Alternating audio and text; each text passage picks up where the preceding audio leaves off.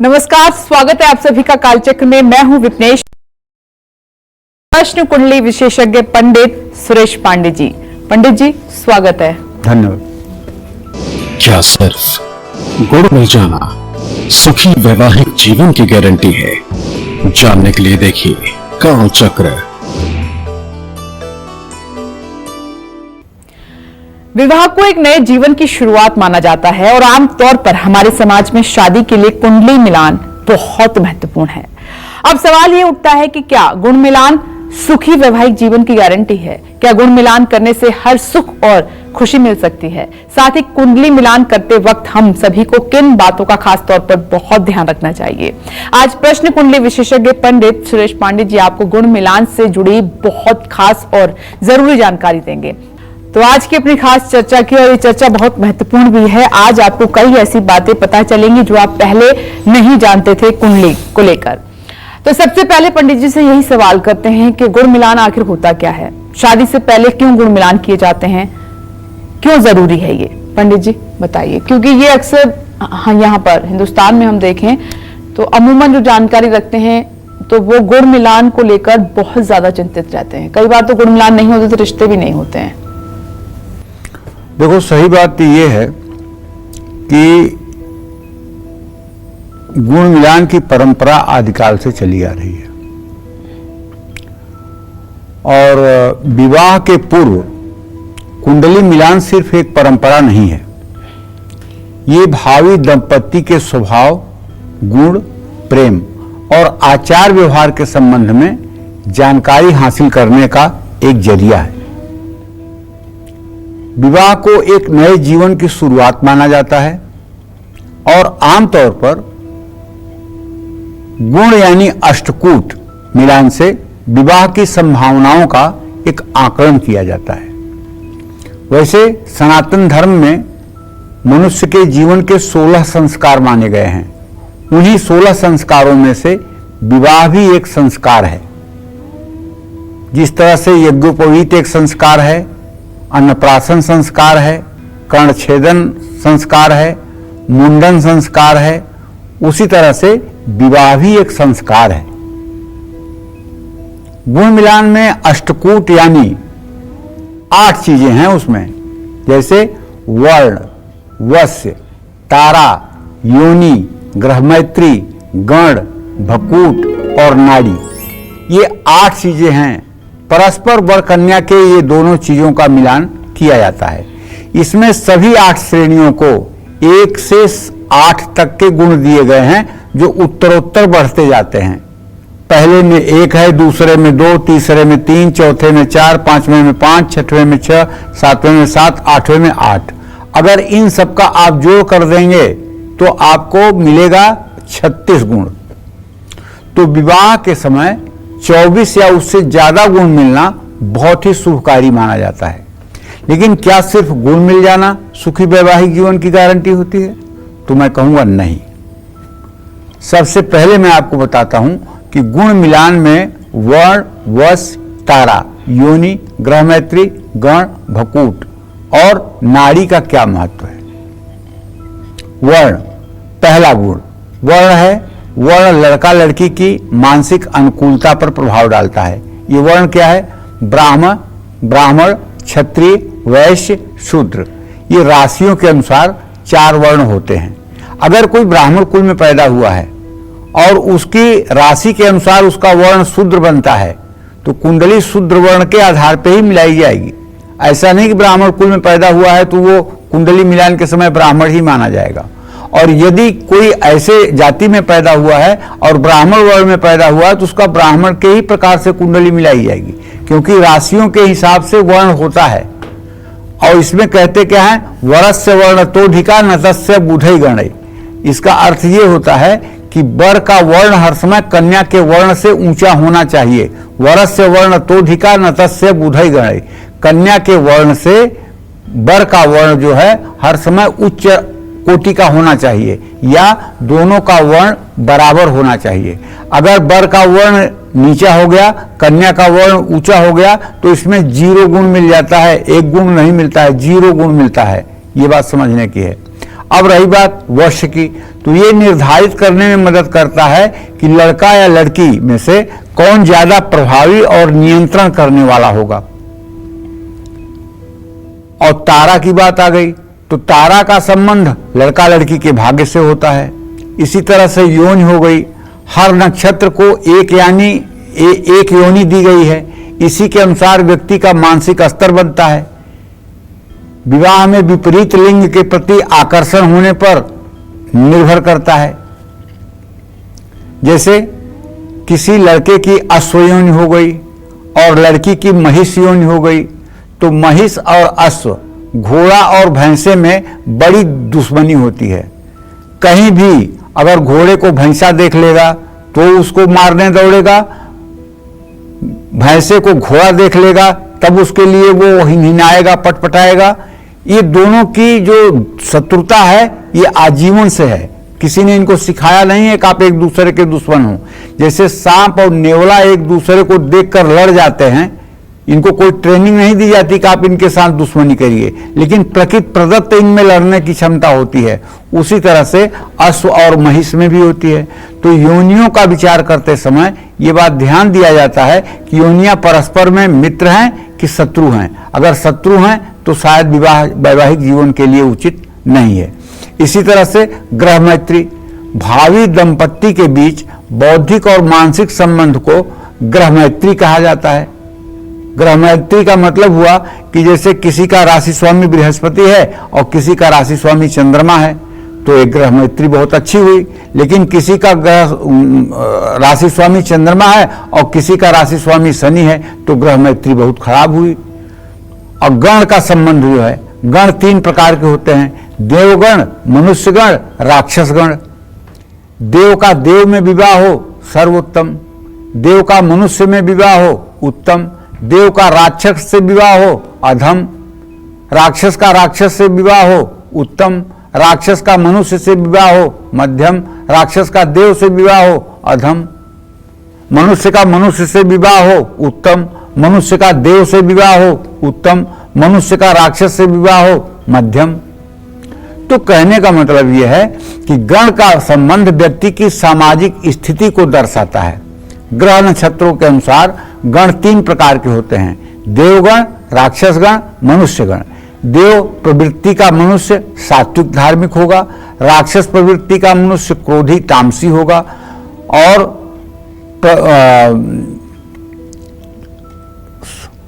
मनुष्य जो होता है, तामसी मनुष्य जो होता है वो राक्षस प्रवृत्ति का होता है। और सामाजिक स्तर में मेल होना आवश्यक है, इससे आपसी प्रेम भाव बढ़ता है। जय मां विंध्यवासिनी। तो चलिए चर्चा को आगे बढ़ाते हुए पंडित जी से दूसरा सवाल करते हैं, और ये भी काफी महत्वपूर्ण है। कुंडली मिलान में भकूट और नाड़ी मिलान कितना महत्व रखता है, आइए पंडित जी से जानते हैं। पंडित जी बताएं। देखो, भकूट का संबंध जीवन या आयु से है और इसमें परस्पर सामंजस्य को देखा जाता है। वर कन्या में कैसा सामंजस्य रहेगा विवाह के बाद, ये चीज भकूट से देखी जाती है। ये भकूट क्या है? भकूट मतलब होता है 12 राशियों के समूह को भकूट कहते हैं। क्या? 12 राशियों का जो समूह है, मेष से लेकर मीन राशि तक, ये भकूट है। और एक राशि से दूसरे राशि का अगर मैत्री संबंध है तो गुण अच्छा होगा, और एक राशि से दूसरी राशि शत्रु है तो ये भकूट गुण 0 हो जाएगा। तो भकूट गुण विवाह के बाद वित्तीय समृद्धि, परिवार कल्याण की स्थिति और सामंजस्य को दर्शाता है। शादी के बाद वर वधू का काम कैसा चलेगा, ये भी भकूट से ही पता चलता है। अब तीसरी बात, नाड़ी। नाड़ी का संबंध संतान से है। ये अंतिम 8वां गुण है जो अधिकतम अंक रखता है, माने 8 अंक रहते हैं इसमें। नाड़ी शरीर में रक्त प्रवाह और ऊर्जा को दर्शाता है। वर वधू दोनों की नाड़ी एक हो तो इसे नाड़ी दोष माना जाता है, इसमें विवाह नहीं किया जाता है। लेकिन अगर एक ही नक्षत्र हो और उसके चरणाक्षर भिन्न भिन्न हो और एक ही नाड़ी हो तो विवाह करने में कोई बुराई नहीं होती है। नाड़ी दोनों की एक हो लेकिन ब्राह्मण वर्ण न हो तो भी नाड़ी दोष नहीं लगता है। ब्राह्मण वर्ण को ही नाड़ी दोष लगता है, ये बात समझ लीजिए। ब्राह्मण जाति नहीं, ब्राह्मण वर्ण को, फिर से कह रहा हूं, ब्राह्मण वर्ण को, ब्राह्मण जाति को नहीं। कुछ लोग सोचते हैं मैं तो ब्राह्मण, अरे नहीं ब्राह्मण हो, जो वर्ण के हिसाब से है उसको देखो, उसके हिसाब से दोष लगेगा। समान चुंबकीय ध्रुव एक दूसरे को ढकेलते हैं और संतान सुख में बाधा डाल सकते हैं। और सचमुच में यदि नाड़ी दोष है, ब्राह्मण वर्ण है, उसका परिहार नहीं हो रहा है, तो विवाह के 15 साल 20 साल बाद भी विवाह के टूटने की और विवाह में कलह और तनाव की स्थिति उत्पन्न होती हुई देखी गई है। जय मां विंध्यवासिनी। अगला सवाल करें उससे पहले पंडित जी से ये जानते हैं। पंडित जी, एक सवाल ये जो उन लोगों के लिए है जिनकी कुंडली नहीं है और वो बिना गुण मिलाए, बिना कुंडली मिलान के शादी कर लेते हैं, तो उनके बारे में आप क्या कहना चाहेंगे? उनके बारे में यही कहना चाहेंगे कि उनका प्रचलित नाम तो होगा ना, उनका प्रचलित नाम तो होगा ना। जैसे आपका नाम है विपनेश, तो आपका प्रचलित नाम हुआ, रोहिणी नक्षत्र है आपका। अब रोहिणी नक्षत्र से लड़के का जो नाम होगा, उसका जो प्रचलित नक्षत्र होगा, दोनों का प्रचलित नक्षत्र जो होगा, उसी के आधार पर मिलापक कर लेंगे। वर्ण, वस्य, तारा, यून, भकूट सब आ जाएगा और उससे मतलब कि काफी हद तक चीजें साफ हो जाएंगी, काफी हद तक चीजें मतलब कि पता लग जाएंगी और उसके आधार पर भी विवाह किया जाता है। और कई बार ऐसी शादियां भी होती हैं जिसमें ये चीज भी नहीं देखी जाती है, तो उनका कैसा शादीशुदा जिंदगी रहती है? सही बात तो यह है कि पहले देखी कुंडली होने के बावजूद पहले तो देखी ही नहीं जाती थी। हम लोगों का जब विवाह हुआ था तो उसमें तो ये देखा ही नहीं गया था, ठीक है। न यही देखा गया था, न लड़की देखी गई थी, न कुछ देखा गया था। केवल बातचीत हो गई दो परिवारों में, विवाह होना है, विवाह हो गया। बिल्कुल सही कहा। पहले तो कोई ना लड़की देखी जाती थी, न लड़की की फोटो आती थी, न कुछ होता था, सब कुछ भगवान भरोसे होता था और जिंदगी चल भी जाती थी। लेकिन पुराने लोग तो इन बातों को मानते थे। बस चलिए, आपने अपनी साथी को नहीं देखा, लेकिन कुंडली नाम से ये तो पता करते सब मानते थे, लेकिन ये चीजें बहुत कम प्रचलन में थी। अच्छा। आज जितना ये प्रचलन में है मीडिया के माध्यम से, उतना प्रचलन में नहीं थी चीजें। सत्य बात कह रहा हूं, क्योंकि मैं काशी और प्रयाग के मध्य का रहने वाला हूं। हाँ, काशी और प्रयाग के मध्य का रहने वाला हूं, तो ये विश्वास के साथ कह सकता हूं कि जितनी सनातन प्रक्रियाओं को हमारे यहाँ लोग फॉलो करते हैं, उतना शायद ही किसी जगह फॉलो करते होंगे। लेकिन वहां भी इस चीज पर विचार नहीं किया जाता था। 14 साल 13 साल 12 साल की उम्र में लड़कों की शादियां होती थी, तो इन सब चीजों का विचार नहीं किया जाता था। लेकिन अब इन सब चीजों पर वहां भी गहनता से विचार किया जाता है, गंभीरता से विचार किया जाता है। और काफी शादियां तो इसलिए लेट हो जाती हैं कि कुंडली का मेलापक ही नहीं मिलता है, इसलिए विवाह में देर नहीं अंधेर हो जाती है। जरा उन लोगों के लिए बताइए जो परिवार की मर्जी नहीं है, कई बार अपनी मर्जी से कर लेते हैं, लव मैरिज कर लेते हैं, तो वहां पे ये सब कुछ नहीं देखते आजकल। तो उन लोगों की लाइफ फिर किस तरीके से, ऐसा नहीं है कि सभी असफल होती, कई बार सक्सेसफुल भी हमने देखी हैं शादियां। बात तो सही कह रही हो। और जैसा आज समाज का परिवेश है, उसमें ये तो नहीं कहा जा सकता कि लव मैरिज गलत है। लव मैरिज इसलिए नहीं गलत है कि एक दूसरे को जानबूझ करके, एक दूसरे को समझ बूझ करके और एक दूसरे के विचारों से तारतम्य बैठ रहा है और उससे अगर विवाह किया जा रहा है, तो ये कोई अनुचित बात नहीं है जी। कि इसलिए कि लड़का और लड़की की मानसिकता अगर मैच कर रही है और साल 2 साल 3 साल से एक दूसरे को जानते हैं, एक दूसरे के टेम्परामेंट से परिचित हैं, एक दूसरे की आदत खामियों और खूबियों से परिचित हैं, एक दूसरे के गुण से परिचित हैं, तो शायद वो अच्छे जीवन साथी साबित हो सकते हैं।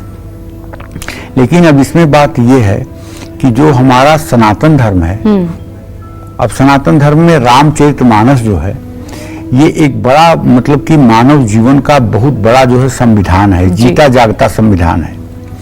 रामचरितमानस में 4 विवाह की चर्चा होती है। पहला विवाह जो होता है वो नारद का विवाह है। नारद विश्वमोहिनी से अपना विवाह करने जाते हैं और उसमें कोई मीडिएटर नहीं होता है, कोई मध्यस्थ नहीं होता है, बल्कि वो खुद भगवान विष्णु से मुंह मांग करके बंदर का और जा करके वहां स्वयंवर में पहुंच जाते हैं जी। और अंत में स्वयंवर में उनको लज्जित होना पड़ता है और आकर के भगवान विष्णु को श्राप दे देते हैं, विवाह नहीं होता है। दूसरा विवाह भगवान शिव का है। भगवान शिव के विवाह में पार्वती की तरफ से नारद जी थे और भगवान शिव की तरफ से सप्तर्षि थे मीडिएटर के रूप में। तो भगवान शिव और पार्वती का विवाह आज भी लोगों के लिए आदरणीय और अनुकरणीय बना हुआ है। बिल्कुल। तीसरा विवाह प्रभु श्री राम का है। प्रभु श्री राम के विवाह में जनकपुर से सदानंद ब्राह्मण मीडिएटर थे और इधर अयोध्या की तरफ से विश्वामित्र जी मीडिएटर थे। बाद में वशिष्ठ जी भी गए, लेकिन विश्वामित्र जी भी मीडिएटर थे। वो राम लक्ष्मण के साथ गए थे, विवाह हुआ। आज भी सीताराम की जोड़ी सबके हृदय में विराजमान है। चौथा विवाह जो आता है प्रसंग में, वो शूर्पणखा का विवाह आता है। शूर्पणखा वेश बदल करके पंचवटी में राम जी के पास आई थी और बोली कि हमारे समान त्रिभुवन में कोई सुंदरी नहीं और आपके समान कोई सुंदर नहीं, इसलिए हम आप एक दूसरे के योग्य हैं, आप मुझे अपनी भार्या के रूप में स्वीकार करें। प्रभु श्री राम ने विनीत भाव से कहा कि मैं तो शादीशुदा हूं, ये मेरी पत्नी है और मेरा लक्ष्मण छोटा भाई जो है कुंवारा है, उससे आप बात करिए। लक्ष्मण के पास जाती हैं, लक्ष्मण कहते हैं मैं तो उनका दास हूं, विवाह करने का मेरा क्या औचित्य है। फिर वो राम के पास जाती है, फिर लक्ष्मण के पास जाती है। इस तरह से वो जाते आते झुझला जाती है और वो सोचती है कि सारे कांटा की जड़ ये महिला है, इसी को अगर मैं खा जाऊं तो सारा काम ठीक हो जाएगा। और वो सीता के ऊपर विकराल रूप धारण करके ज्यों झपट्टा मारना चाहती है, ठीक है, त्यों ही राम जी के संकेत पर लक्ष्मण जी ने उसका नाक कान काट लिया। तो ये लव मैरिज था। इस लव मैरिज में नाक कान कट गई। तो काफी कुछ परिणाम नाक कान कटने के भी आते हैं लव मैरिज में, जो शादियां नहीं सफल होती हैं, बहुत बुरी तरह से खराब जो होती आपने हैं। बात की शायद इसी वजह से कि आपसे अंडरस्टैंडिंग खत्म हो जाती है हाँ, एक पॉइंट पर जाके। जब आप एक दूसरे को समझना बंद कर देते हैं तब ये प्रॉब्लम क्रिएट होती है। इसीलिए और दूसरी बात, अगर सामाजिक मध्यस्थता के बीच विवाह होता है तो उसमें आदमी के अंतर थोड़ी सी हया रहती है, थोड़ी सी शर्म रहती है कि इस रिश्ते को चलाना है। और जहां कोई सामाजिक बंधन नहीं होता है, कोई सामाजिक प्रतिबंध नहीं होता है, कोई सामाजिक भय नहीं होता है, वहां आदमी उच्छृंखल होकर के उद्दंडता पूर्वक सब कुछ मैं हूं ऐसा सोच करके अमर्यादित आचरण करने लगता है। देखिए, बहुत महत्वपूर्ण है वैवाहिक जीवन को चलाना। इसमें सबसे ज्यादा महत्वपूर्ण जो पंडित जी ने कहा कि ये रिश्ता बहुत महत्वपूर्ण है। इसमें शुरुआत से लेकर आखिरी तक एक दूसरे के लिए प्यार, मान, सम्मान हमेशा बना रहना चाहिए, चाहे परिस्थितियां कैसे भी हों। और जब इसकी कमी हो जाती है तो फिर दिक्कतें रिश्ते में पैदा होने लगती हैं और फिर दूसरे लोग उसमें जब आते हैं तो खाई और ज्यादा बढ़ जाती है। तो ये मात्र दो लोगों के बीच की बात है। आगे बढ़ते हैं। क्या नाड़ी दोष होने पर विवाह नहीं करना चाहिए? कुछ परिस्थितियों में किया जा सकता है क्या? आइए पंडित जी से जानते हैं। पंडित जी बताइए, अगर नाड़ी दोष है तो क्या कुछ परिस्थितियों में विवाह हम कर सकते हैं या फिर बचना चाहिए? नाड़ी दोष का प्रभाव विशेषकर संतान पर पड़ता है, लेकिन शास्त्रों में तो यह भी लिखा हुआ है कि एक नाड़ी भवेन मृत्यु विवाहादौ विचारणीयम। अगर एक नाड़ी हो जाए वर कन्या दोनों की तो मृत्यु योग बनता है। ये विवाह के प्रारंभ में ही विचार करना चाहिए, ऐसा शास्त्र कहता है। लेकिन नाड़ी का संबंध संतान से है और हमारी समझ से नाड़ी का संबंध ब्लड ग्रुप से है। ऐसे में धारणा यही है कि नाड़ी दोष होने पर विवाह नहीं करना चाहिए। लेकिन अगर नाड़ी दोष होने पर नक्षत्र और चरण भेद हो, या नक्षत्र के स्वामियों में परस्पर मित्रता हो, या राशियों के स्वामी में परस्पर मित्रता हो और कुंडली में इन स्वामियों की स्थिति शुभ भाव में हो, तो नाड़ी दोष का प्रभाव समाप्त हो जाता है। या जैसा कि मैंने आपको बताया, यदि ब्राह्मण वर्ण न हो तो नाड़ी दोष नहीं लगता है। ऐसी स्थिति बनने पर विवाह किया जा सकता है। नाड़ी दोष होने पर वर वधू की जन्म कुंडलियों में संतान योग जरूर देखना चाहिए।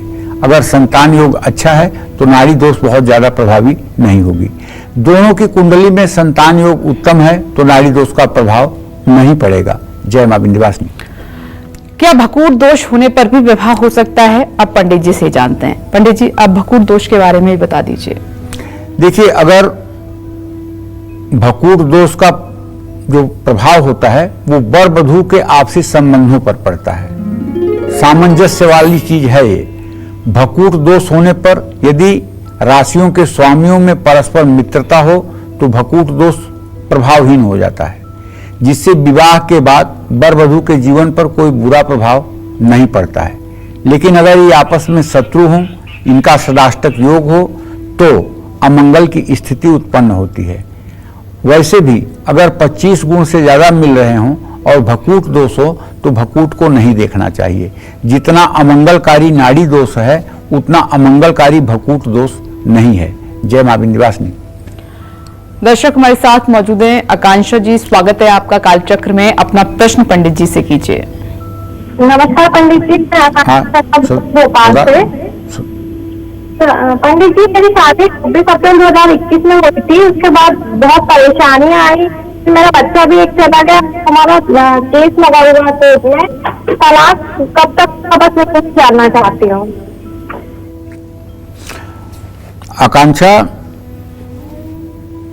अप्रैल 2025 तक आपके तलाक की संभावना है और अप्रैल 2025 के बाद आपके पुनः विवाह की भी संभावना है। आपको चाहिए कि ओम धरणी गर्भ संभूतम विद्युत कांति समप्रभम कुमारम शक्तिहस्तम च मंगलम प्रणमाम्यहम। इस मंत्र का अगर आप 10 माला जब 50 दिन कर लें तो निश्चित रूप से आपके जीवन से अमंगल दूर हो जाएगा और आपके जीवन में खुशियां आ जाएंगी। ये मंगल का पौराणिक मंत्र है। ओम धरणी गर्भ संभूतम विद्युत कांति समप्रभम कुमारम शक्तिहस्तम च मंगलम प्रणमाम्यहम। इस मंत्र का अगर 10 माला जब 50 दिन आपके द्वारा कर लिया जाए तो आपके वैवाहिक जीवन में जो भी तनाव की स्थिति है उससे आप पार पा जाएंगी और आपका एक अच्छा जीवन फिर से शुरू हो जाएगा। जय मां विंध्यवासिनी। चलिए अब बात करते हैं कुंडली मिलान से जुड़ी उन बातों की जिनको आपको बिल्कुल भी नजरअंदाज नहीं करना चाहिए। मिलान आपको सही जीवन साथी चुनने और शादी के बाद एक सुखी वैवाहिक जीवन में हेल्प करता है। इसी से जुड़ी जरूरी जानकारी दे रहे हैं आपको पंडित जी आज। अपनी चर्चा को आगे बढ़ाते हुए अब जल्दी से बात करते हैं मांगलिक दोष की, और ये बहुत महत्वपूर्ण है। क्या मांगलिक दोष हमेशा अमंगल करता है? आइए जानते हैं। पंडित जी, बहुत बार आपने मांगलिक दोष के बारे में बात की है लेकिन इतना भी कम पड़ता है। आज फिर हम बात करते हैं इसी पर। इन 36 गुणों के अलावा कुंडली में मांगलिक दोष पर भी विचार किया जाता है। कुंडली में मांगलिक दोष होना आम बात है, लेकिन कुछ भाव में मंगल की उपस्थिति के गंभीर परिणाम हो सकते हैं। कुंडली में मांगलिक दोष निरस्त होने के कई योग बनते हैं। लग्ने बेच पाताले जा मित्रे चाष्टमे कुजऊ भर्ता पत्नी विनाशाय पत्नी भर्ता विनाशकृत। लग्न से चौथे, सातवें, आठवें और 12वें स्थान में मंगल होता है तो मांगलिक दोष कहा जाता है। इसी तरह से चंद्र कुंडली से चौथे, सातवें, आठवें और 12वें स्थान में यदि मंगल हो तो उस कुंडली को चंद्र मंगली कहा जाता है। दोनों ही मंगल दोष हैं। यदि न मंगली चंद्र भृगु द्वितीये न मंगली पश्यति यस्य जीवः न मंगली केंद्र गते च राहु न मंगली मंगल राहु योगे। तो कहने का आशय यह है कि अगर मंगल पर बृहस्पति की पूर्ण दृष्टि हो, मंगल राहु के साथ हो या केंद्रस्थ राहु हो या चंद्रमा और शुक्र किसी की कुंडली के द्वितीय भाव में बैठे हैं या मंगल नीच अपनी कर्क राशि में है या मंगल सूर्य के साथ अस्त हुआ पड़ा है तो मांगलिक दोष स्वतः नष्ट हो जाता है, वो उसका परिणाम समाप्त हो जाता है। किसी की कुंडली में मंगल पहले, चौथे, सातवें, आठवें और 12वें भाव में हो तो ये मांगलिक दोष बनता है। कुंडली मिलान में मंगल दोष का विचार बहुत महत्वपूर्ण है और विवाह में अगर मांगलिक दोष का विचार ना किया जाए तो वैवाहिक जीवन में बहुत समस्याएं आती हैं। मांगलिक दोष के कारण परिवार में अनहोनी और रिश्ते टूटने की नौबत आती है। तो इसलिए किसी विशेषज्ञ व्यक्ति से मंगल का निष्कर्ष निराकरण करवाना चाहिए, क्योंकि ये तो सब जानते हैं कि मंगली है, लेकिन मंगल का परिहार शायद अंगुलियों पर गिने हुए 1-2 लोग जानते हैं। तो जब शास्त्रों का सम्यक अध्ययन करेंगे और पूरे गंभीरता से उसकी गहराई तक जाएंगे, तब आपको पता चलेगा उस मंगल के परिहार क्या क्या है। जैसे धनु राशि का मंगल 12वें घर में मांगलिक दोष नहीं देता, कर्क राशि का मंगल मांगलिक दोष नहीं देता, मंगल के ऊपर बृहस्पति की दृष्टि मांगलिक दोष को निष्प्रभावित कर देता है। ये सब बहुत सी बातें हैं जिनको देखना चाहिए, और अगर इन सब चीजों को देख करके और ईमानदारी से मूल्यांकन किया जाए तो मैं दावे के साथ कह सकता हूं वैवाहिक जीवन सुखी रहेगा। और अब कुछ किंवदंतियां भी इसके बारे में है, मंगल दोष के बारे में। जैसे 28 साल तक ही मंगल का प्रभाव रहता है। मैं पूछता हूं किस शास्त्र में लिखा हुआ है, कौन से ग्रंथ में लिखा हुआ है कि 28 साल तक ही मंगल का प्रभाव रहता है? अरे मंगल का प्रभाव पूरे जीवन रहता है। जिसके मंगल लग्न में होगा ना, उसके नाक को गुस्सा होगी। जिसका मंगल लग्न में होगा वो मतलब कि व्यापार नहीं करेगा, हर समय झगड़ा ही खरीदता घूमेगा, लड़ाई ही खरीदता घूमेगा, उसका क्रोध बाप रे अनियंत्रित होगा। लेकिन हाँ, अगर उस पर बृहस्पति की दृष्टि हो जाए या कर्क राशि का मंगल हो या और शुभ ग्रह की दृष्टि हो जाए तो गुस्सा सौम्य हो जाएगा और वो तब सामान्य व्यक्ति हो जाएगा। मंगल चौथे भाव में शनि के साथ हो जाए, विवाह ही नहीं होगा, चाहे जितनी मेहनत कर लीजिए, 36वें वर्ष में विवाह होगा। मंगल शनि 7वें भाव में हो जाए तो एक विवाह की जगह 2 विवाह होंगे, विवाह टूटेगा। इसी तरह से मंगल शनि 12वें भाव में हो जाए तो चाहे जितने अच्छे से विवाह कर दिया जाए, चाहे लव मैरिज हो चाहे अरेंज मैरिज हो, विवाह को टूटने से कौन बचा पाएगा। बहुत सी बातें हैं जो कि मतलब कि देखने की है। केवल एक बात को देख करके कुछ नहीं कहा जा सकता है। सारी चीजों का, जैसे धर्म की परिभाषा बहुत व्यापक है, धर्म की परिभाषा बहुत व्यापक है। धर्म की परिभाषा में अगर एक चींटी हमसे मर जाती है तो ये महापाप है। चींटी भी अगर हमसे जानबूझकर मर जाती है तो ये महापाप है। लेकिन सीमा पर हमारा सैनिक दुश्मनों के 50 लोगों को एक साथ भून देता है तो क्या उसे महापाप लगेगा? नहीं, क्योंकि उसका उद्देश्य किसी को मारना नहीं था, उसका उद्देश्य अपने देश की रक्षा करना था। तो इस तरह से अगर हमारा उद्देश्य पवित्र है तो ठीक है। तो कहने का मतलब यह है मांगलिक गुणों का जो मेलापक है, जो मिलान है, इसको करना ही चाहिए और इसके परिहार को जानना ही चाहिए। परिहार को जान करके ही कोई निर्णय लेना चाहिए, तब वैवाहिक जीवन सुखमय रहेगा। जय मां विंध्यवासिनी। हम अपनी चर्चा को आगे बढ़ाएं उससे पहले पंडित जी, जब हम आज इतने महत्वपूर्ण विषय पर बात कर रहे हैं और वो है विवाह से जुड़ा हुआ, शादीशुदा जिंदगी से जुड़ा हुआ ये हमारा विषय है, तो ये जो आप बता रहे हैं कुंडली मिलान बहुत महत्वपूर्ण है, गुण मिलान बहुत महत्वपूर्ण है।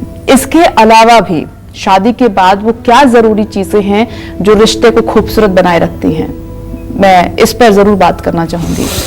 एक छोटा, आप बोले उससे पहले एक छोटी सी बात ये मैं कहती हूँ कि शादी से पहले आप अपने रिश्ते को बहुत सीरियसली लेते हैं, हर छोटी बड़ी चीज का ध्यान रखते हैं, लेकिन शादी के बाद अक्सर लोग रिश्ते को कैजुअल ले लेते हैं और वो जो इंपॉर्टेंस होती है वो खत्म हो जाती है। क्यों? देखो, बात तुम सही कह रही हो। देश काल परिस्थिति के अनुसार ये सब मान्यताएं बदली हैं, ठीक है। सनातन धर्म में विवाह की चर्चा तो है, लेकिन विवाह विच्छेद की चर्चा किसी शास्त्र में नहीं है। विवाह होने की चर्चा तो है, विवाह होता है इस तरह से, लेकिन विवाह विच्छेद भी हो ये किसी 18 महापुराण, 4 वेद, 6 शास्त्रों में कहीं वर्णन नहीं है। किन परिस्थितियों में विवाह का विच्छेद कर दिया जाए, लड़का अलग हो जाए, लड़की अलग हो जाए, कहीं कुछ नहीं। विवाह हो गया तो दोनों का अंतिम संस्कार भी इसी वैवाहिक जीवन में होगा। लेकिन वही है ना, यद्यप शुद्धम लोक विरुद्धम ना करणीयम ना चरणीयम, पश्चिमी देशों की संस्कृति हमारे देश में प्रवेश कर चुकी है, इसलिए अब अगर 10 शादियां हो रही हैं तो उसमें 3 तलाक के नौबत में भी बातें जा रही हैं। समाज में हो रहा है, इस सच्चाई से हम आंख नहीं मूंद सकते हैं, इसको मानना पड़ेगा। अगर इसके पीछे देखा जाए कारण क्या है, तो इसके पीछे कारण, हमारे समझ से जो कारण समझ में आता है वो ये कारण है कि एक दूसरे के प्रति विश्वास की कमी। जी, अगर सीता को विश्वास था कि राम चाहे पेड़ के नीचे रहेंगे, मेरी रक्षा करेंगे, तो सीता ने राजा जनक जैसे मायके को छोड़ा और राजा दशरथ जैसे चक्रवर्ती सम्राट के ससुराल को छोड़ा और राम जी के साथ पैदल वनवास के लिए निकल गई। पत्नी को अगर विश्वास हो जाए कि मेरा पति अंतिम श्वास तक मेरी रक्षा करेगा, अगर उसे ये भरोसा हो जाए तो विश्वास करो विवाह में कभी टूटन आ ही नहीं सकती है। लेकिन पुरुष से विश्वास देने में नाकामयाब रहता है कि मैं तुम्हारी रक्षा हर सूरत पे करूंगा। जी बिल्कुल। क्योंकि परिवार के इन्फ्लुएंस में आकर के, ममाज बॉय बन करके इस तरह का एक्टिव हो जाता है बच्चा शादी के बाद कि पत्नी के मन में संदेह के घेरे बन जाते हैं कि ये तो हमें कभी भी त्याग सकता है, ये मुझे कैजुअली लेता है, ये मुझे सीरियस नहीं लेता है, ये मेरे जीवन के प्रति गंभीर नहीं है। तो ऐसे में पत्नी का विश्वास कम होने लगता है। विवाह टूटने का मुख्य कारण जो है वो ये है। और दूसरी बात, विवाह टूटने का जो मुख्य कारण है आध्यात्मिक ज्ञान की कमी। पति और पत्नी का संबंध हमारे शास्त्रों में कैसा होता है, इसके ज्ञान का सर्वथा अभाव। अनसुईया के पदगहि सीता, मिली बहोरी सुशील विनीता। ऋषि पत्नी कह सुख अधिकाई, आशीष देई निकट बैठाई। मातु पिता भ्राता हितकारी, मित प्रद सुन सब राजकुमारी। अमित दान भरता वैदेही, अधम सो नारी जो सेवन तेही। अनसुईया जी जो है सीता जी को पतिव्रता धर्म बताती हैं और बताती हैं कि माता पिता भाई बहन एक सीमा तक सुख देने वाले हैं, लेकिन जो भरता है, जो पति है, वो मतलब भगवान विष्णु की तरह सब प्रकार के आपको सुखों को देने वाला है। और वो अधम नारी है जो अपने पति को सेवित नहीं करती है, सेवा नहीं करती है। जग पतिव्रता चार विधि हहीं, वेद पुराण श्रुति यस कहीं। उत्तम के यस बस मन माही, सपने हूँ आन पुरुष जगनाही। मध्यम परपति देखई कैसे, भ्राता पिता पुत्र निज जैसे। धर्म विचारी समझ कुल रही, सो निकृष्ट त्रिय श्रुति यस कही। बिनु अवसर भय ते रह जोई, तुलसी नारी अधम जग सोई। परपति वंचक रतिजो करई, रौरव नरक कलप सत परई। पति प्रतिकूल जन्म जह जाई, विधवा होई पाई तरुणाई। ये अनसुईया जी का और सीता जी का संवाद है। तो आज बहुत सी बातों में महिलाएं पुरुषों से कहती हैं कि किस पुराण में लिखा हुआ है कि पुरुष ये कर सकते हैं और महिला नहीं कर सकती है। किस पुराण में लिखा हुआ है कि आप ये नशा कर सकते हैं और मैं नहीं कर सकती हूँ? किस पुराण में लिखा हुआ है, किस वेद में लिखा हुआ है कि आप कर सकते हैं हम नहीं कर सकते हैं? बराबरी की बात। तो देखो ऐसा है, ये कलिकाल है और कलिकाल ने अपना प्रभाव जमाया है। हम जहां तक जानते हैं, जहां तक मेरी मान्यता है, आध्यात्मिक ज्ञान और अपने मतलब के शास्त्रों का अवगाहन अगर वर कन्या को बचपन से ही कराया जाए और वर कन्या में धार्मिक संस्कार बचपन से ही दिए जाएं, तो कभी विवाह विच्छेद की स्थिति नहीं आएगी और कभी विवाह में तनाव की स्थिति नहीं आएगी। विवाह में कभी तनाव की स्थिति नहीं आएगी, क्योंकि ये देश जो है सतियों का देश है। ये देश जो है सतियों का देश है। यहाँ अनसुईया जैसी सती, सावित्री जैसी सती पैदा हुई और जिन्होंने यमराज से भी अपने पति को बचा लिया। तो सबसे ज्यादा मुझे जो लग रहा है, आज जो परिस्थिति उत्पन्न हुई है उसके लिए कारण है कि हमारा जो परिवार संयुक्त था वो परिवार अब न्यूक्लियर होता जा रहा है। और समाज का जो हमारे ऊपर प्रतिबंध होता था कि अगर इस तरह का आप आचरण करेंगे तो आपका खाना दाना सबके यहाँ से बंद हो जाएगा, आपका हुक्का पानी बंद हो जाएगा, आप किसी के घर बुलाए नहीं जाएंगे, आप आमंत्रित नहीं किए जाएंगे, ये सब तमाम सामाजिक प्रतिबंध होते थे। आपके यहाँ कोई पानी नहीं पिएगा, इस तरह के प्रतिबंध होते थे। तो लोग इस भय से लाज शर्म करके रिश्ते को निभाते थे।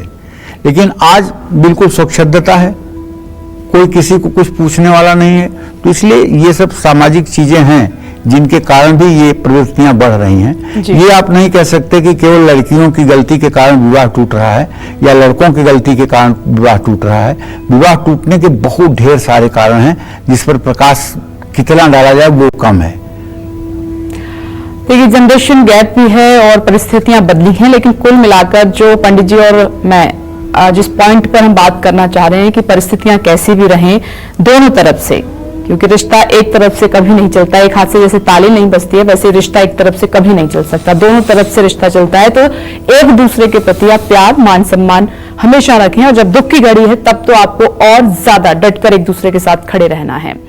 कभी कभी देखा गया है कि गुण मिलान भी विशेष उत्तम है, मंगल दोष मिलान भी उत्तम है, फिर भी विवाह के बाद तनाव और तलाक तक बात पहुंचती है। आखिर ऐसा क्यों होता है?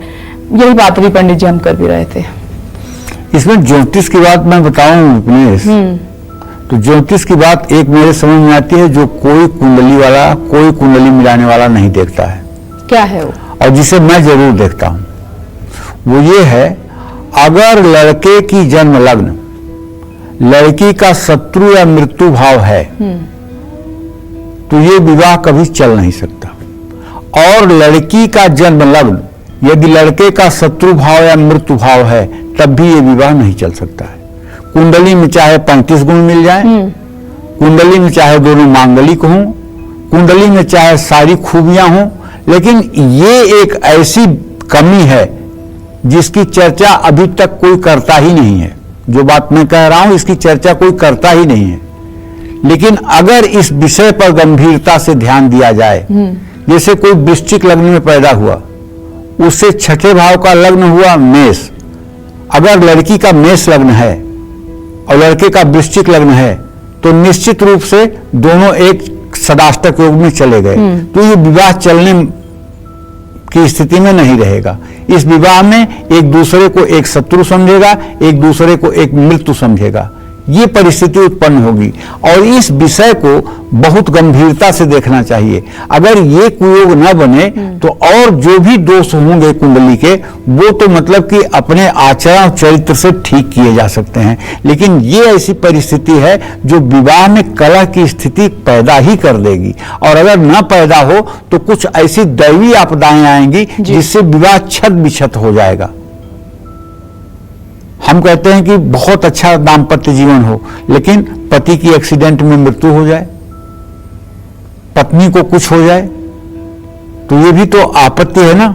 दोनों में सामंजस्य रहा फिर भी कुछ अप्रिय घटना हो गई, तो ये अप्रिय घटनाएं होती हैं इन परिस्थितियों में, इसलिए इसका मूल्यांकन जरूर करना चाहिए कुंडली में। अगर ये सही नहीं है तो कुंडली में हाँ कभी नहीं करना चाहिए विवाह के लिए। जी पंडित जी, अब सवाल का जवाब।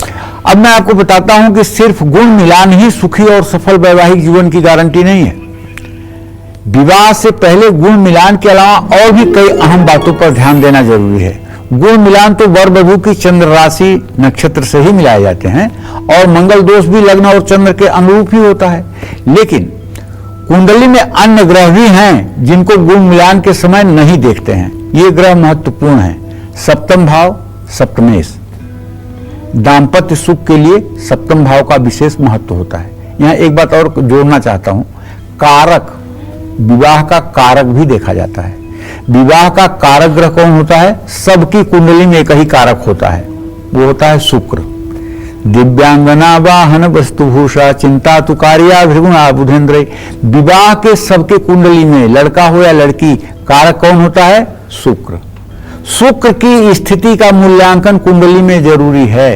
अगर शुक्र अस्त है या शुक्र नीच राशि में है तो विवाह होने के बाद अगर लड़के की कुंडली में ये कमी है तो लड़का इंपोर्टेंट हो सकता है, अगर लड़की की कुंडली में है तो लड़की को गर्भ धारण करने में समस्या उत्पन्न हो सकती है।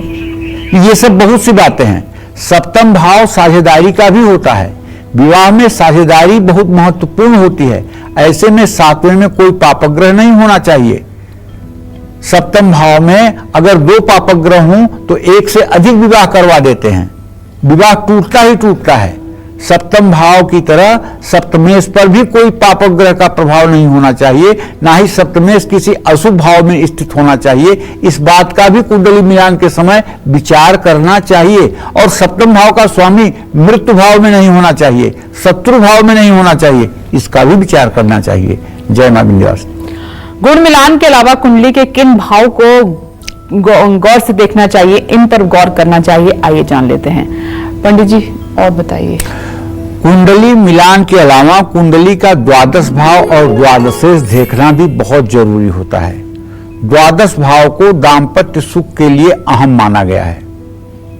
द्वादश भाव जो होता है ना, वो अपने पति या पत्नी का रोग स्थान होता है। अपनी पत्नी का रोग स्थान होता है, वो द्वादश भाव होता है। और ये सैया सुख का भी भाव माना गया है। तो द्वादश भाव और इसका अधिपति मालिक द्वादशेश पर किसी भी प्रकार के पापक ग्रहों का प्रभाव दाम्पत्य सुख की हानि कर सकता है। द्वितीय भाव और द्वितीयेश विवाह का अर्थ है एक नए जीवन की शुरुआत। द्वितीय भाव को धन और कुटुंब भाव कहते हैं और ये पति या पत्नी का मृत्यु भाव भी है। अगर सप्तम भाव का स्वामी द्वितीय भाव में होगा किसी की कुंडली में, तो उसकी पत्नी मरेगी, विधुर योग होगा। और अगर किसी लड़की की कुंडली में द्वितीय भाव में सप्तम का स्वामी होगा तो वो विधवा होगी। लेकिन कब? जिस राशि में वो बैठा है उस राशि की जब महादशा चलेगी और जो ग्रह वहां बैठा हुआ है उसकी जब अंतरदशा चलेगी तब ये फल मिलेगा, अन्यथा नहीं मिलेगा। तो द्वितीय भाव से पारिवारिक सुख का पता चलता है। ऐसे में द्वितीय भाव और द्वितीय भाव के स्वामी पर किसी पापक ग्रह का प्रभाव दंपति को पारिवारिक सुख से वंचित कर सकता है। जय मां विंध्यवासिनी। कुंडली मिलान करते हुए गुण मिलान के अलावा किन चीजों पर और गौर करना चाहिए, आइए जानते हैं। तो पंडित जी, वो और कौन सी चीजें हैं कुंडली मिलान के दौरान उन पर ध्यान जरूर देना चाहिए? देखो, गुण मिलान के अलावा वर और वधू का पंचम भाव और पंचमेश ये देखना होता है। जब मनुष्य जन्म लेता है तब जन्म लेने के साथ ही वो ऋणी हो जाता है। इन्हीं जन्मजात ऋणों में से एक ऋण है पितृ ऋण, जिससे संतानोत्पत्ति के द्वारा मुक्त हुआ जाता है। पंचम भाव से संतान सुख का ज्ञान होता है। पंचम भाव और इसके अधिपति पंचमेश पर किसी पापक ग्रह का प्रभाव दंपति को संतान सुख से वंचित करता है। इस तरह वर वधू के अष्टम भाव या अष्टमेश को भी देखना बहुत जरूरी होता है। भावी दंपति की आयु जानना चाहिए, वो बहुत जरूरी होता है। अष्टम भाव और अष्टमेश से आयु का विचार किया जाता है। अष्टम भाव और अष्टमेश पर किसी पापक ग्रह का प्रभाव दंपति की आयु को क्षीण करता है। जय मां विंध्यवासिनी। चलिए अब बात करते हैं कुंडली मिलान से जुड़ी उन बातों की जिनको आपको बिल्कुल भी नजरअंदाज नहीं करना चाहिए। आइए जानते हैं पंडित जी कुछ और ऐसी बातें जब कुंडली मिलान करने बैठे तो उस समय किसी भी विद्वान के पास अगर कोई फैमिली गई है तो उन्हें और किन बातों पर गौर करना चाहिए? देखिए, सप्तम भाव और सप्तमेश, द्वादश भाव द्वादशेश, द्वितीय भाव द्वितीयेश, पंचम भाव और पंचमेश, अष्टम भाव और अष्टमेश के अलावा दाम्पत्य का नैसर्गिक कारक ग्रह शुक्र पुरुषों के लिए और गुरु स्त्रियों के लिए जरूरी होता है। वर की कुंडली में शुक्र और कन्या की कुंडली में बृहस्पति पर पापक ग्रहों का प्रभाव नहीं होना चाहिए। वर या कन्या की कुंडली में दाम्पत्य सुख के नैसर्गिक कारक शुक्र और गुरु पाप प्रभाव में पीड़ित हैं या अशुभ भाव में स्थित हैं तो दाम्पत्य सुख की हानि कर सकते हैं। इन सभी के अलावा वर और वधू की कुंडली में विंशोत्तरी दशा को भी देखना चाहिए, महत्वपूर्ण होता है। वर या कन्या की कुंडली में महादशा और अंतरदशा को भी कुंडली मिलान में महत्वपूर्ण भूमिका होती है।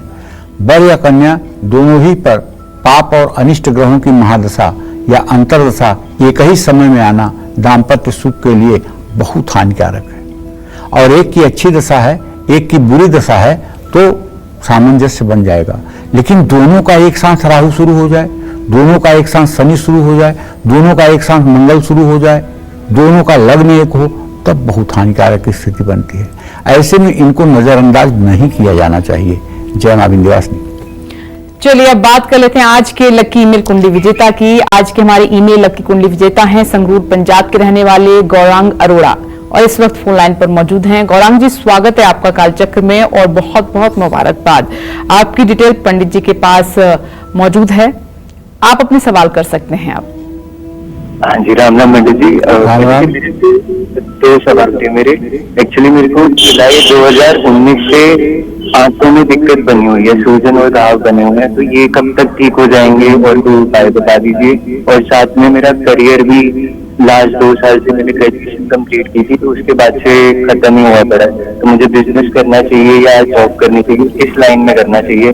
बस ये 2 प्रश्नों के उत्तर दीजिए। ऐसा है गौरांग बेटा, आपका सिंह लग्न में जन्म हुआ है, कुंभ राशि है आपकी और आपके रोग भाव का स्वामी शनि वो 10वें भाव में बैठा हुआ है शनि जो है आंतों का कारक है और रोगेश है और सप्तमेश है, जिसके कारण एक तरह से ये मान के चलिए कि आंतों में स्वेलिंग होना, आंतों में घाव होना, ये सब चीज़ें इसमें स्वाभाविक होती हैं।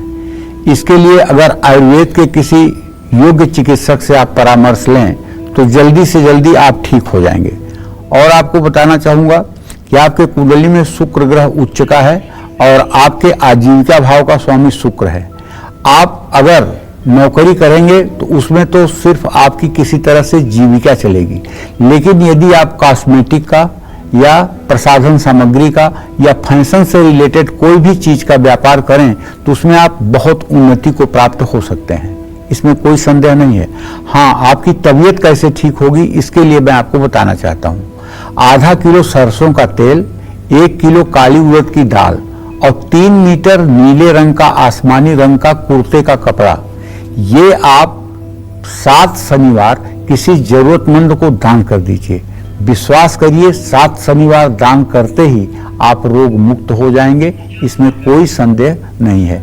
और 5 पत्ती तुलसी के जीभ पे रख करके, और गंगा जल हो तो बहुत उत्तम, नहीं तो मिनरल वाटर से तुलसी के 5 पत्तों को, आप काली तुलसी के 5 पत्तों को निगल जाइए।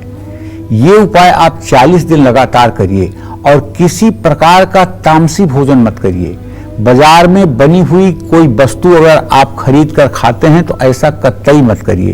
केवल घर में बना हुआ भोजन और बिना तेल मसाला का बना हुआ भोजन कुछ दिनों तक करिए। जब आप स्वस्थ हो जाएंगे तब आप चाहे जो अपना खान पान रखें, लेकिन अभी स्वास्थ्य को ठीक करने के लिए आपको थोड़ा सा खान पान में शुचिता जरूरी है। जय मां विंध्यवासिनी। क्या आपकी शादी में देरी हो रही है? क्या आपके लिए मनचाहा रिश्ता नहीं आ रहा है? क्या हर बार बात बनते बनते बिगड़ रही है? तो कौन से उपाय आपकी इन हर उलझन को सुलझा सकते हैं, आइए जानते हैं। पंडित जी बताएं। देखिए, वैवाहिक विलंब और प्रतिबंध के उपाय मैं आपको बताना चाहूंगा।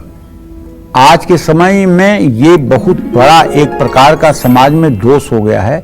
विवाह में देर नहीं अंधेर हो रही है, और उसके जो कारण मुझे दिमाग में समझ में आते हैं, एक कारण तो ये है कि बच्चे जब तक विवाह करने के योग्य होते हैं तब तक माता पिता से ये कहते हैं कि मुझे अपने करियर में ठीक से मजबूती से खड़ा होने दीजिए, और उसके बाद जब वो ठीक से खड़े हो जाते हैं तो तब तक समय बहुत आगे भाग गया होता है, और फिर विवाह के लिए कहीं कुंडली का मैच नहीं होता, कहीं परिवारों का मैच नहीं होता, कहीं कोई मैच नहीं होता, जिसके कारण विवाह में देर नहीं अंधेर हो जाती है। मंगल दोष के कारण भी विवाह में बहुत देरी होती है। हमने तो देखा है 40% ऐसी जन्म कुंडलियां सामने आती हैं जिसमें मांगलिक दोष नहीं है, लेकिन महारथियों ने यह कह करके कुंडली को रिजेक्ट किया है कि इसमें मांगलिक दोष है। वो अपनी अल्पज्ञता, अपने अध्ययन की कमी के कारण उस बात का निराकरण नहीं कर पाते कि अगर मंगल दोष है तो उसका परिहार भी उसमें छिपा हुआ है। परिहार को न देख करके केवल मंगली कह करके और 2 कुंडलियों को रिजेक्ट करना, ये तो महापाप है।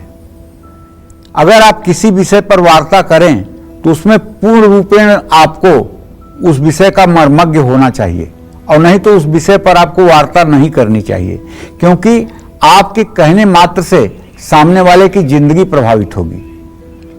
तो अगर किसी के कुंडली में सचमुच में मांगलिक योग है तो मंगल स्तोत्र का हर रोज पाठ करना चाहिए, सौभाग्य अष्टोत्तर शतनाम स्तोत्र का पाठ करना चाहिए, मंगल यंत्र की विधि पूर्वक स्थापना करनी चाहिए, सौंदर्य लहरी का श्लोक संख्या 1 से 27 तक का रोज पाठ करना चाहिए, सौंठ, सौंफ, मौलीश्री के फूल, लाल चंदन समान मात्रा में पानी में मिलाकर मंगलवार को स्नान करना चाहिए।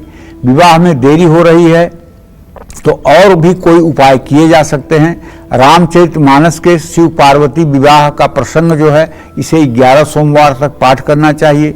विवाह में देरी हो रही है तो गणेश रुद्राक्ष धारण करना चाहिए। कनक धारा स्तोत्र का 21 पाठ 90 दिन तक सुबह करना चाहिए। हर रोज तुलसी के पौधे में जल चढ़ाना चाहिए। अपने बेडरूम में राधा कृष्ण की प्रतिमा रखनी चाहिए। पत्नी को पति के बाईं ओर ही सोना चाहिए। अपने बेडरूम में गहरे रंगों का प्रयोग न करें। पति या पत्नी इत्र का प्रयोग जरूर करें। और शुक्रवार को देवी को सफेद मिठाई का भोग लगाएं। शुक्रवार को खट्टी चीजों का सेवन करने से बचें, तो इससे भी होने वाला दाम्पत्य जीवन सुखमय रहता है। जय मां विंध्यवासिनी। पंडित जी, आपका बहुत बहुत धन्यवाद। धन्यवाद। उम्मीद करते हैं आज का विषय आपको बहुत पसंद आया होगा। कल फिर एक नए विषय के साथ आपकी परेशानियों को दूर करने के लिए ढेरों उपाय लेकर आएंगे हम पंडित सुरेश पांडे जी के साथ। तब तक के लिए कालचक्र की टीम को दीजिए इजाजत और देश और दुनिया की खबरों के लिए देखते रहिए न्यूज़ 24। नमस्कार।